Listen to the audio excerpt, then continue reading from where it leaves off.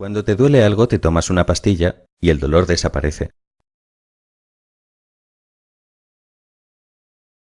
Pero ¿qué pasa cuando lo que sufres no es tu dolor, sino el de los demás?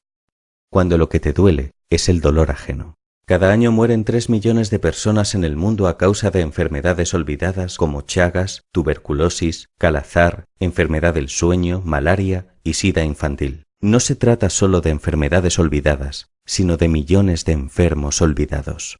Aquí tenemos acceso a toda clase de medicamentos, así que en Médicos Sin Fronteras hemos pensado que sería genial que todos pudiésemos tomar unas pastillas que ayudaran a esos enfermos olvidados. Y las hemos inventado. Las pastillas contra el dolor ajeno. Son unas cajas que contienen 6 caramelos de menta sin azúcar. Cada caramelo simboliza una de las 6 enfermedades olvidadas. Se venden exclusivamente en farmacias de toda España y su precio es de solo 1 euro. Cada euro recaudado se destinará a dar tratamiento a quienes más lo necesitan. Nosotros las tomamos y ellos se curan. Ya son muchos los que sufren dolor ajeno. También tú lo sientes. Ve a tu farmacia más cercana a comprar tus pastillas y ayúdanos a contagiar a muchas otras personas. Conviértete en nuestro altavoz. Diagnostica a todos tus amigos, familia, vecinos. Pide tu pack activista y reenvía los emails de la campaña. Receta las pastillas a través de la aplicación de Facebook. Participa en nuestra web, comenta y sube tu vídeo. En nombre de todos los que recibirán tu ayuda, muchas gracias. Podríamos decir que en África no existen las fronteras, ni siquiera entre la vida y la muerte. Algo realmente muy, pero muy cruel. Y una de las cosas más importantes que también el mundo occidental no se debe perdonar es la ignorancia que se tiene sobre lo que está aconteciendo allí en ese sufrido continente africano. Por eso hoy hemos querido estar una vez más hablando con nuestro muy buen amigo, el psicólogo que siempre nos acompaña, Juan del Amor, para que nos dé su opinión acerca de lo que es África para el mundo, ese mundo cruel, reitero, que la rodea. Y dividiremos en 2 partes nuestro programa. Primero hablaremos de lo que se llama el Cuerno de África, África Oriental, y después el resto. Buenas noches, Juan. Hola, buenas noches, Milton.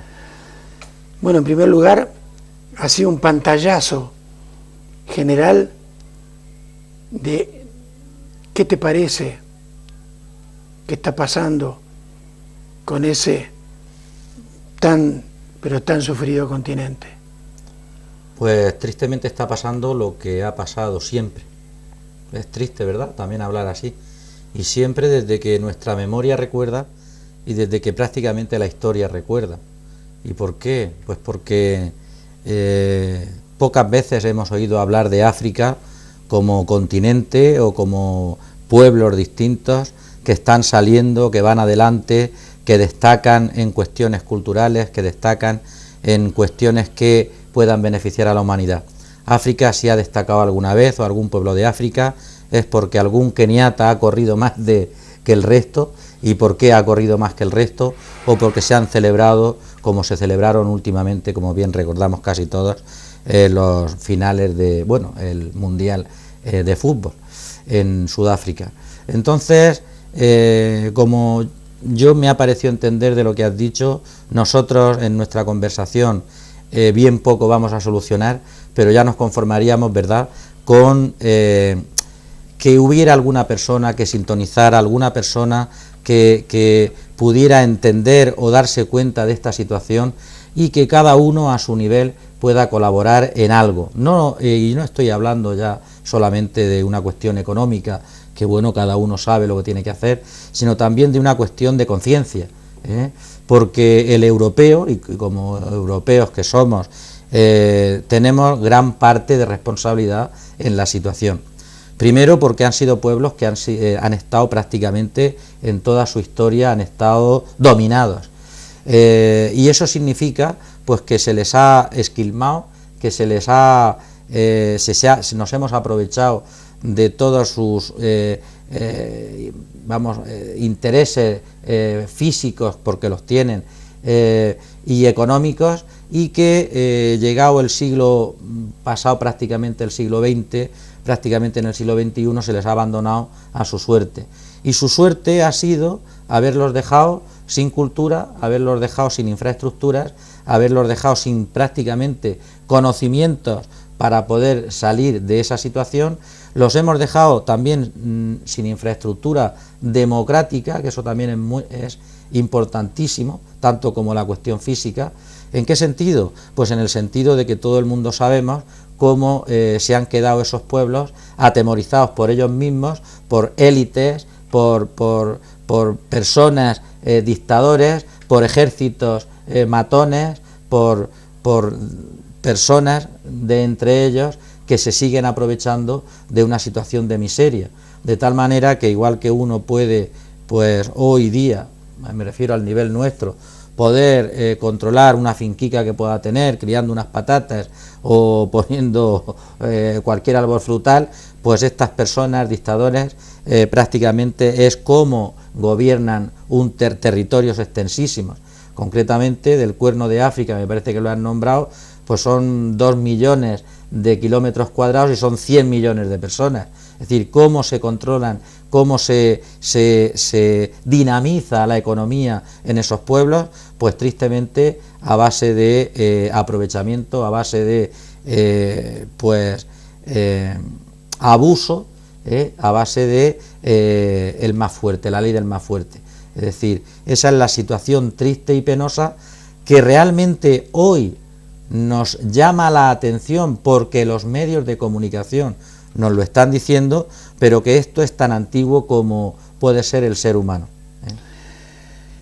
Bueno, ustedes, los televidentes, han visto un vídeo muy corto al principio de nuestro programa, hablándoles de algo que tienen muy cerca de la mano, en la farmacia más cercana, unas pastillas para el dolor ajeno, apenas €1, €1 que puede salvar una vida. Yo no sé si ustedes saben que hay tratamientos, fíjense lo que les estamos diciendo, hay tratamientos allí en África que salvan vidas gastando menos de €1. Por lo tanto, fíjense, comprando ustedes esas inclusive exquisitas pastillas para el dolor ajeno, ustedes pueden salvar una vida allí en África. Pero entonces, centrémonos con Juan, como les decía al principio, acerca de los problemas de el Cuerno de África. ¿Quiénes son, Juan, o cuáles son, Juan, los países que integran este Cuerno de África? ¿Por qué se les llama así? Y ¿cuáles son los principales problemas que existen en esa zona del África Oriental?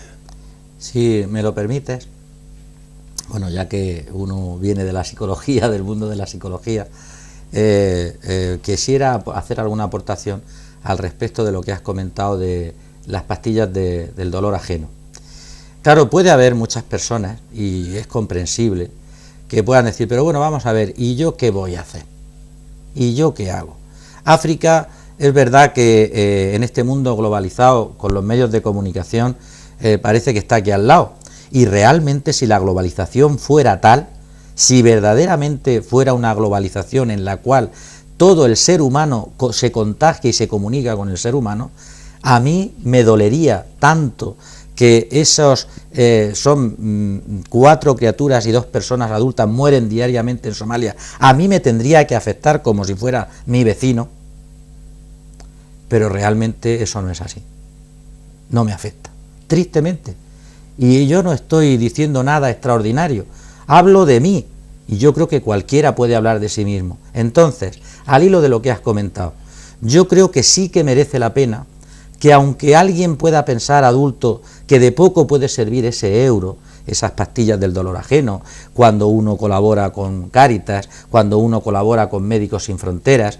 cuando hay una colaboración con ACNUR, es decir, con organizaciones no gubernamentales que se están volcando. Es verdad que uno puede pensar, bueno, ¿y cuánto llegará? ¿Y qué parte llegará? Todo eso está muy bien. Pero ahora lo voy a decir por puro egoísmo y por pura psicología. Es decir, nosotros como adultos, yo creo que ya hemos aprendido que se beneficia uno mucho más cuando da que cuando recibe. Sin embargo, nuestros hijos, las criaturas, eso todavía no lo saben. Es decir, si yo cojo a mi hijo y cuando voy a la farmacia en situaciones normalizadas, me refiero que claro, no estamos enfermos, tan enfermos que el crío, pero que vamos a la farmacia en situaciones normalizadas para comprar medicamentos, para alguna... bueno, pues si yo con mi hijo digo, a ver esas pastillas, por ejemplo, del dolor ajeno, ¿y eso qué es? Y yo se lo explico y las compro, le estoy ayudando a que mañana pueda tener vivencias solidarias, es decir, a que mañana pueda ser más persona cuando da, no cuando recibe.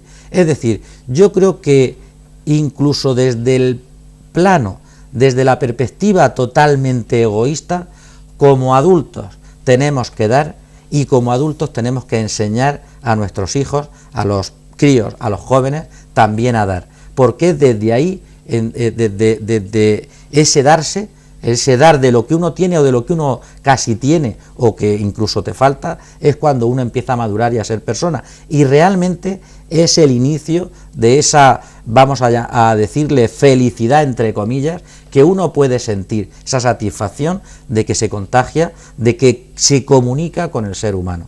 Entonces yo no despreciaría cualquier motivo, cualquier momento, cualquier situación en la que uno puede dar, aunque sea un euro, no digamos ya de tu tiempo, no digamos ya de lo que es tu, vamos a llamar, vida emocional, que como sabemos hay muchas personas que dan de su vida emocional, de su vida familiar, cuando acogen algunas criaturicas que, bueno, por ejemplo, los saharauis se puede decir que son prácticamente hijos de esa situación de desfavorecimiento general que hay en África, independientemente que se le agrave la situación de política y de guerra entre ellos y prácticamente Marruecos, y de olvido de la humanidad en general prácticamente.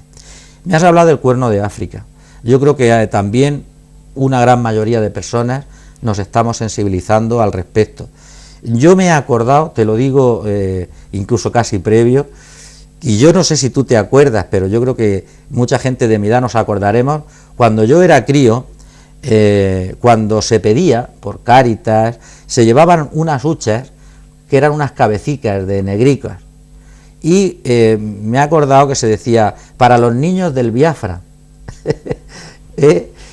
Eso fue, te estoy hablando de esa hambruna que hubo en Biafra en el año 67, en donde la imagen del negrito con una barriga enorme, que era esquelético, que era la imagen viva de la muerte, pues es la que ahora realmente se está reproduciendo, tristemente, es decir, en pleno siglo XXI, que por cierto es la primera hambruna del siglo XXI, qué desvergüenza humana podemos estar cometiendo, que se está reproduciendo una hambruna como hubo en Biafra en el año 67. El Cuerno de África, geográficamente, yo creo que si tenemos el perfil de África en la mente, pues prácticamente al este, por encima del Ecuador, en dirección oeste-este, se produce un saliente, que prácticamente ese saliente hace hace límite del Mar Rojo con toda la península arábiga, y esos países que limitan ese perfil de cuerno, pues le llamamos Cuerno de África. Kenia, has dicho, yo no lo hubiera puesto, pero bueno, en conversación contigo prácticamente está al principio, más al norte, pues está Etiopía, está Eritrea, está Djibouti y está Somalia. Entonces, ese cuerno de África, que como hemos dicho son 2 millones de kilómetros cuadrados, pues ampara a 100 millones de personas. 100 millones de personas en las que concretamente la parte de Somalia en la actualidad están sufriendo una hambruna, es decir, se están muriendo de hambre. Y eso es lo que nos tiene que doler, aunque solo sea de forma emocional, aunque solo sea quien lo escuche en la tele, quien lo lea en el periódico, quien sea consciente de decir, pero bueno, no hay derecho. Es decir, nos manifestamos por unas cuestiones más triviales, más tontas, más inútiles, y sin embargo, esta situación de personas, de hermanos africanos, pues que se están muriendo, que están muriendo de hambre, y que el mundo sigue, y que además, porque me imagino que en la conversación lo hablaremos, todavía se permite a nivel mundial que se, ¿cómo voy a decir?, que se trafique con esta situación, que haya entidades, personas que se estén beneficiando, se están enriqueciendo de esta situación. Y esto es normal, y esto es así. Y míralo, y lo comentamos, lo hablamos, y sin embargo, pues hay muy pocas conciencias que se alteren y que se manifiesten y que digan en las situaciones y en los contextos donde merezca la pena. Es decir, porque el que tú y yo aquí, pues ahora lo comuniquemos, o que nos alteremos incluso hablando, en el que volquemos cierta emocionalidad, pues sirve de bien poco. Pero si esto pasa en los gobiernos, si esto pasa en la ONU, si esto pasa en la Unión Europea, si esto pasa en esas, cuando se reúnen esos jefes de Estado africanos, incluso los americanos, si esto pasara a esos niveles, pues posiblemente igual se hubiera evitado, porque ya se sabía que esa hambruna iba a venir, de que se hubiera producido. Porque no hay que engañarse, y termino en fin con esta intervención, de que nadie hoy por hoy puede decir lo que siempre nos han calentado la cabeza, es que no hay alimentos. Eso es mentira, ¿verdad? Al que le ha interesado nos ha dicho, pero si es que no hay comida para todos, si es que no hay alimentos para todos. Eso no es verdad.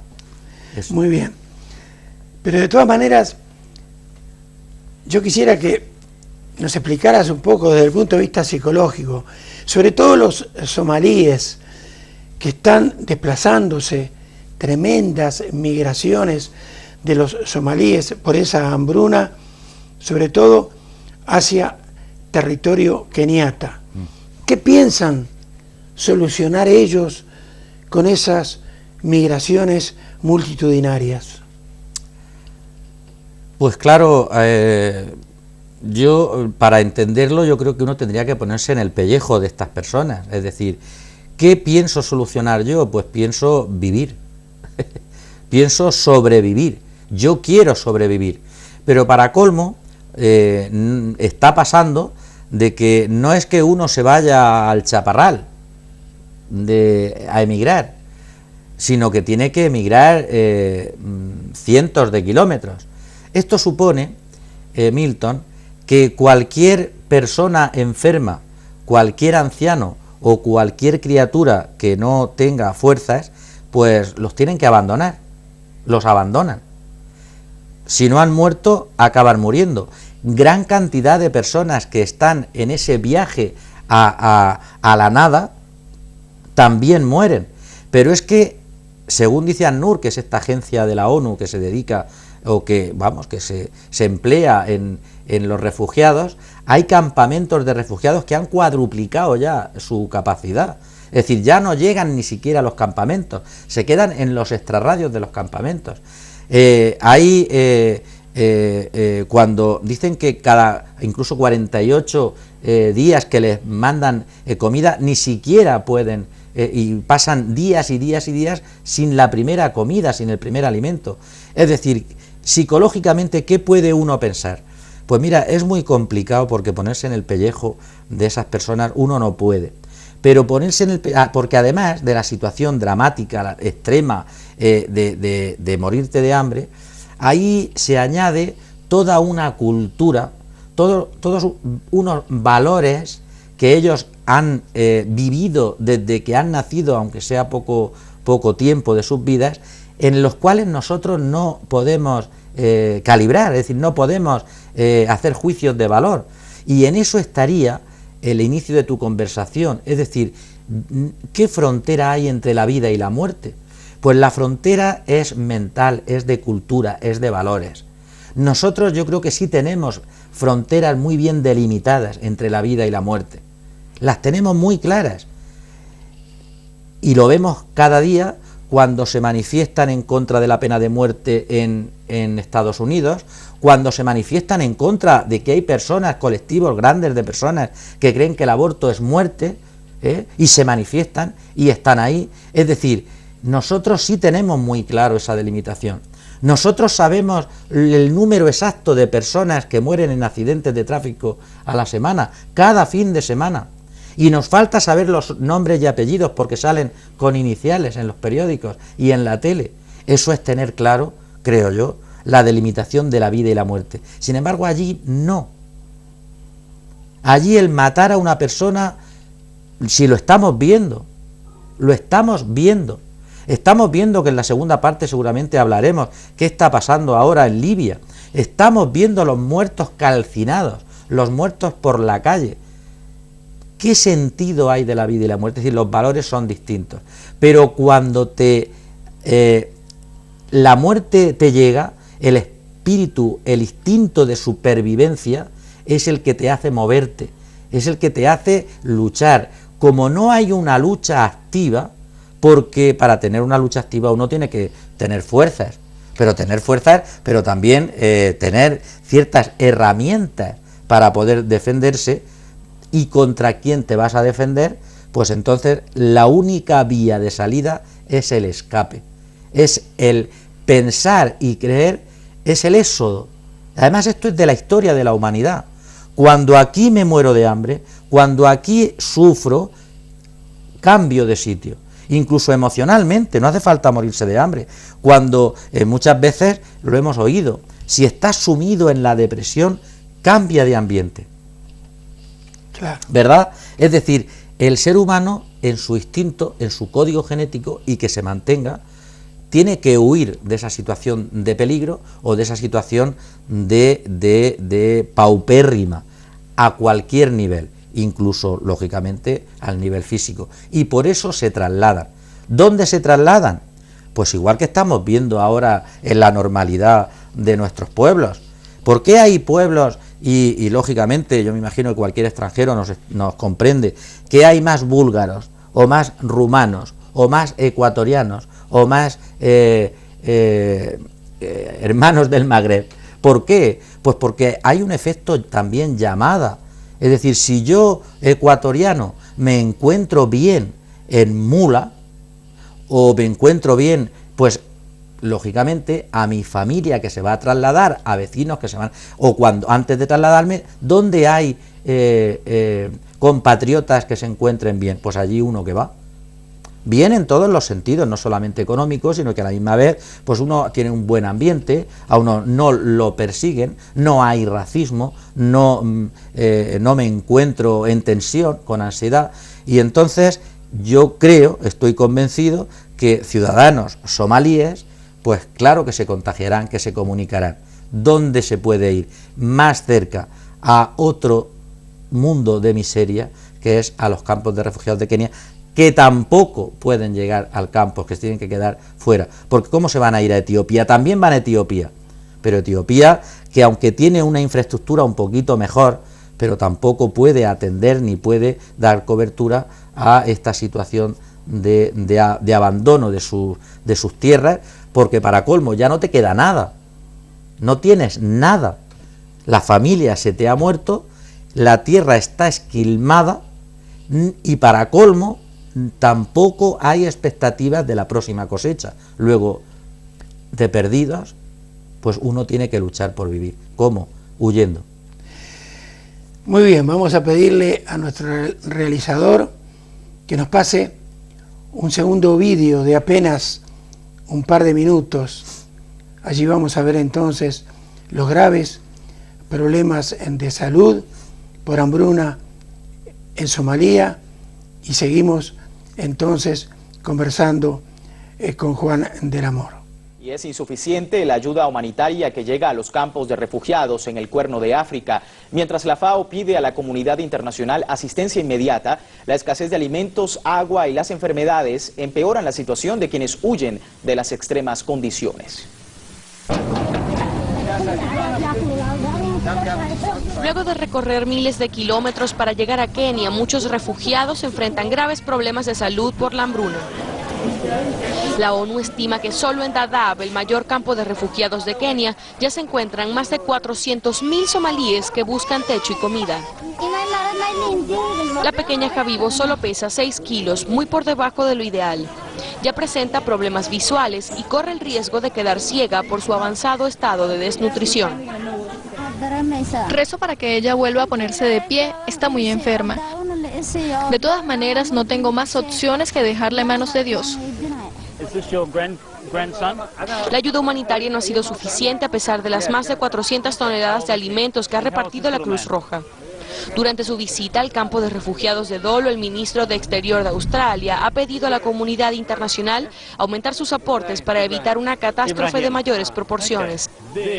Esto será 5 veces peor al final del año si no actuamos ahora. Los británicos, los canadienses y nosotros los australianos hemos puesto lo mejor que hemos podido hacer, como también otros países. Pero no es suficiente. Se necesita más. Esto es un llamado para todos nuestros amigos y gobiernos del mundo para que contribuyan.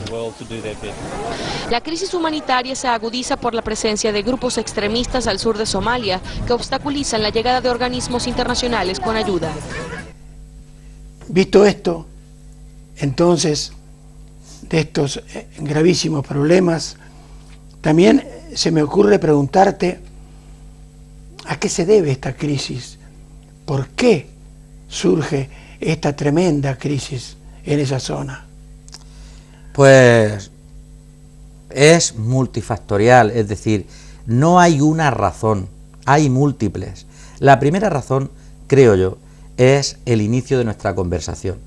Es la situación histórica y cómo Europa ha dejado a estas naciones cuando las ha abandonado. Esa es la primera razón. Sin embargo, si queremos tocar razones actuales, razones que puede decir, oye, pues eso es entendible, pues una de las primeras razones está la gran sequía. Hay una sequía que azota ese Cuerno de África desde, lo que es la no lluvia de forma general a Somalia. Es algo, el que no controle muy bien la geografía parece un poco increíble, porque hay que tener en cuenta que este Cuerno de África está por el norte del Ecuador. Cualquiera puede pensar, hombre, pues es una zona que en climatología debería de ser buena, ¿verdad? Porque, el clima es bueno, las lluvias en el Ecuador son suficientes. Sin embargo, cuando normalmente los vientos que traen las lluvias, que son de oeste a este, cuando llegan a Somalia, esos vientos ya no tienen humedad. Y esto no es de ahora, esto es de siempre. Sin embargo, también pueden pensar, bueno, y si es de siempre, ¿qué es lo que pasa aquí? ¿Cómo no se prevé?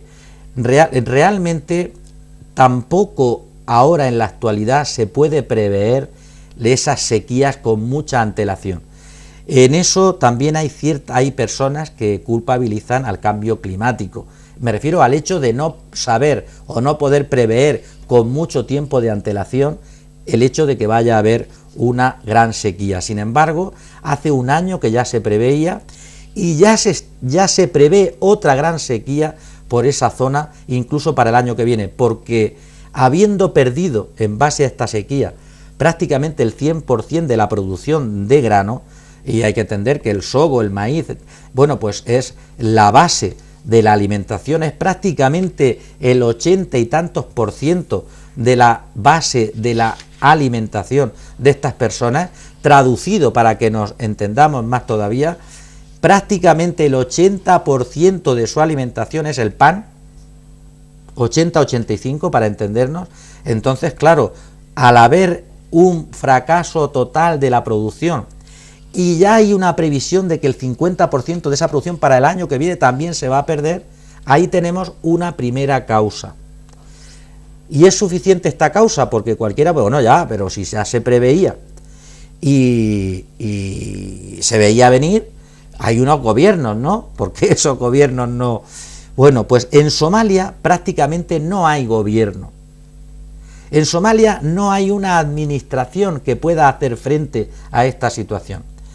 En Somalia hay un grupo guerrillero, Al-Shabaab, que es el que prácticamente controla Somalia. Es el que incluso pide, cuando se le lleva ayuda humanitaria, cuando asociaciones no gubernamentales, cuando ACNUR ha querido trabajar por parte de la ONU, estos grupos guerrilleros han pedido su cuota de alimentación. Entonces, hay una situación de que no hay gobierno y hay una situación de conflictividad. Y esto es una pescadilla que se muerde la cola. Hay cuestiones más graves, que ahora las hablamos, pero lo que acabamos de hablar es una pescadilla. No llueve, agua, vida, es decir, muerte porque no llueve.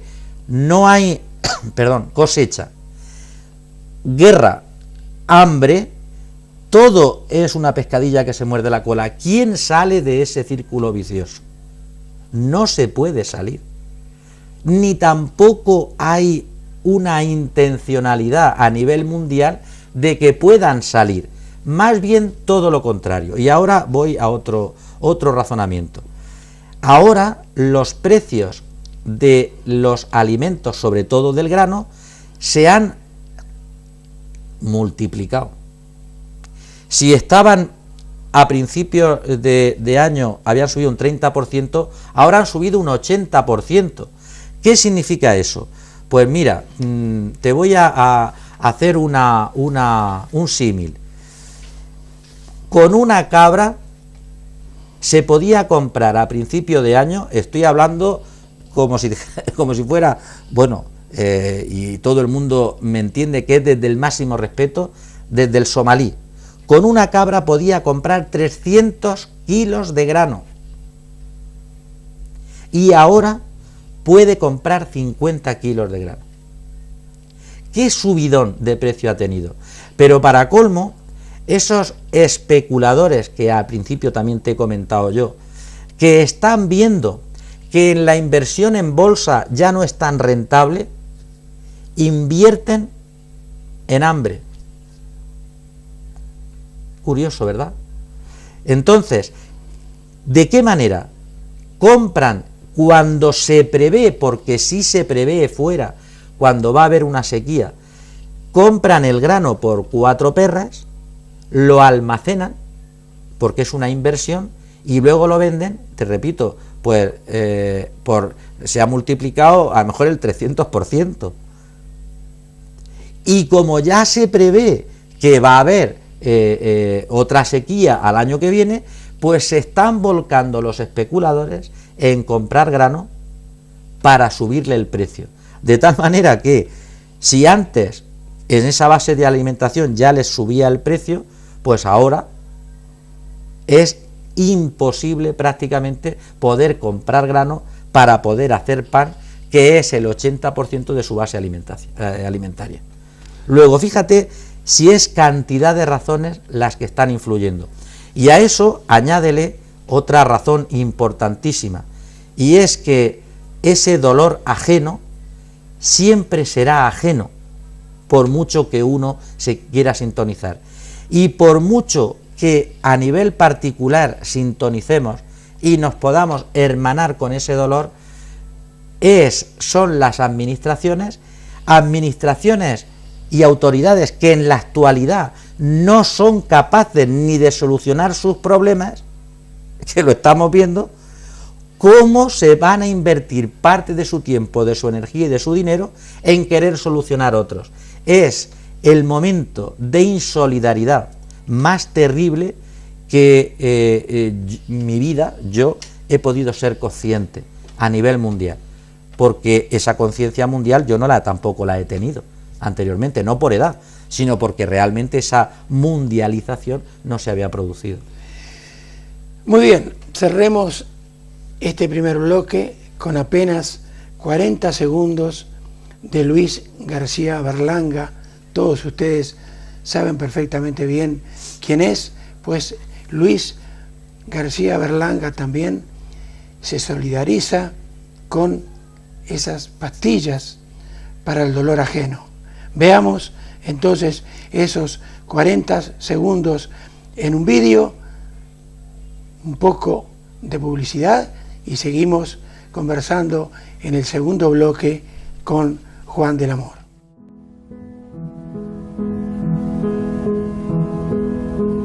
Cada día, a la misma hora, comienza el ritual que pretende hacerme inmortal. Algunos lo llaman esperanza de vida, otros prefieren hablar de milagros. Yo creo que todo eso son cuentos y que es solo cuestión de suerte. Para mí la vida se resume en un montón de colores. La verde para el azúcar, la azul para la tensión, que la tengo por las nubes. ¿La amarilla para qué era?